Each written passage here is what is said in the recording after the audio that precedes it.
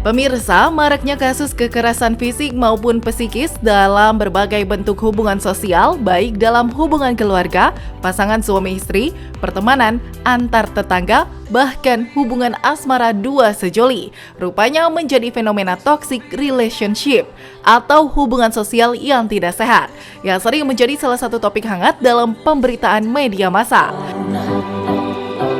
Istilah toxic relationship sendiri pertama kali dicetuskan oleh Dr. Lillian Glass, seorang pakar komunikasi sekaligus psikolog asal California yang menulis buku tentang toxic people pada tahun 1995.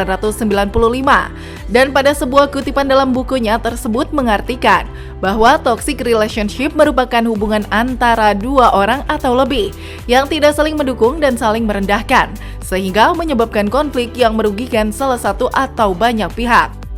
Kondisi lingkungan sosial sendiri menjadi faktor penting yang mempengaruhi dinamika hubungan antar sesama, seperti halnya hubungan asmara dua sejoli.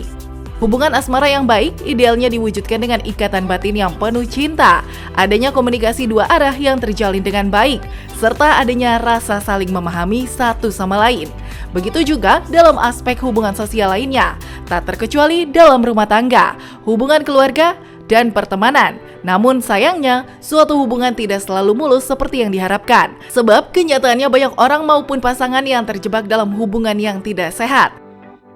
Suatu tanda hubungan sosial yang tidak sehat pada umumnya dapat dirasakan oleh siapapun, mulai dari adanya berbagai perilaku negatif dari orang lain yang diterimanya, seperti manipulasi, kontrol berlebihan atau overprotective, kurangnya rasa hormat atau sikap merendahkan orang lain, komunikasi yang buruk, dan ketidakseimbangan kekuasaan, yang pada akhirnya membuat kondisi dari salah satu atau banyak pihak mengalami tekanan emosional dan psikologis, sehingga memicu terjadinya kekerasan fisik maupun psikis yang saling merugikan.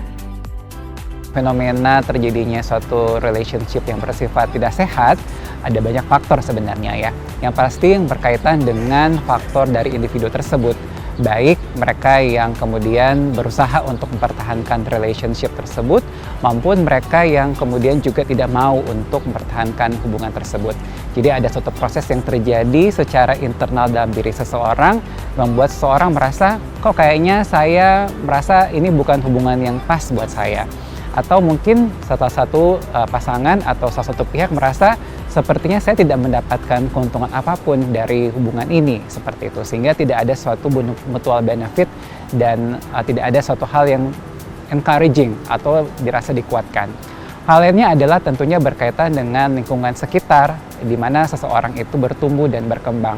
Tentu saja kalau kita berkaitan dengan relationship, itu tidak hanya berkaitan antara hubungan dua orang, tapi juga berkaitan dengan lingkungan sekitar ataupun orang-orang yang juga masuk dalam kelompok di mana mereka saling berinteraksi. Nah, disinilah kemudian ada suatu dinamika sosial, dinamika masyarakat yang juga berkaitan dan sangat berpengaruh penting terhadap pola komunikasi dari orang-orang tersebut. Dan yang ketiga adalah berkaitan dengan faktor komunikasi, di mana bagaimana seseorang bisa dengan tegas, namun juga santun menyampaikan hal-hal yang boleh dilakukan maupun yang tidak boleh dilakukan.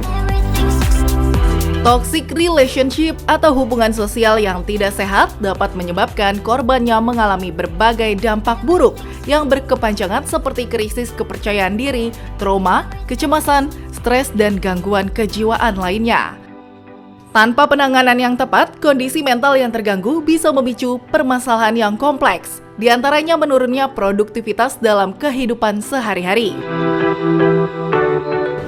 Kebutuhan untuk terhubung atau mendapatkan dukungan dari orang-orang terdekat itu adalah kebutuhan setiap individu gitu ya, untuk tadi mendapatkan aktualisasi diri, kemudian juga dia menjadi mendapatkan identitas dari siapa dia sebenarnya gitu ya. Jadi masyarakat atau orang-orang terdekatnya lah yang membentuk citra diri dia sebagai seorang individu, seperti itu. Sehingga ketika ada satu bagian yang lepas karena tadi tidak terjalinnya suatu komunikasi yang adekuat, maka ini akan mempengaruhi tentunya citra diri seseorang. Nah, tidak terbentuknya citra diri yang adekuat ini juga tentunya akan mempengaruhi bagaimana seseorang mengelola emosinya, bagaimana seseorang bisa mengapresiasi diri, dan juga bagaimana seseorang memiliki kemampuan adaptasi yang baik dalam berhadapan dengan situasi di sekitarnya. Sehingga bukan tidak mungkin ketika tidak ada support system yang adekuat, dan juga tidak ada mekanisme coping yang adaptif untuk menghadapi situasi ini, bukan tidak mungkin seseorang bisa mengalami kondisi-kondisi yang emosional. Dan ketika kondisi-kondisi emosional yang mungkin tidak ditangani dengan baik atau tidak mendapatkan bantuan dari tenaga kesehatan profesional yang adekuat, maka kondisi ini juga bisa menyebabkan seseorang mengalami gangguan kejiwaan. Pemirsa, jangan beranjak dulu ya. Informasi faktual seputar toxic relationship akan kami lanjutkan kembali dalam Hidup Sehat setelah yang satu ini.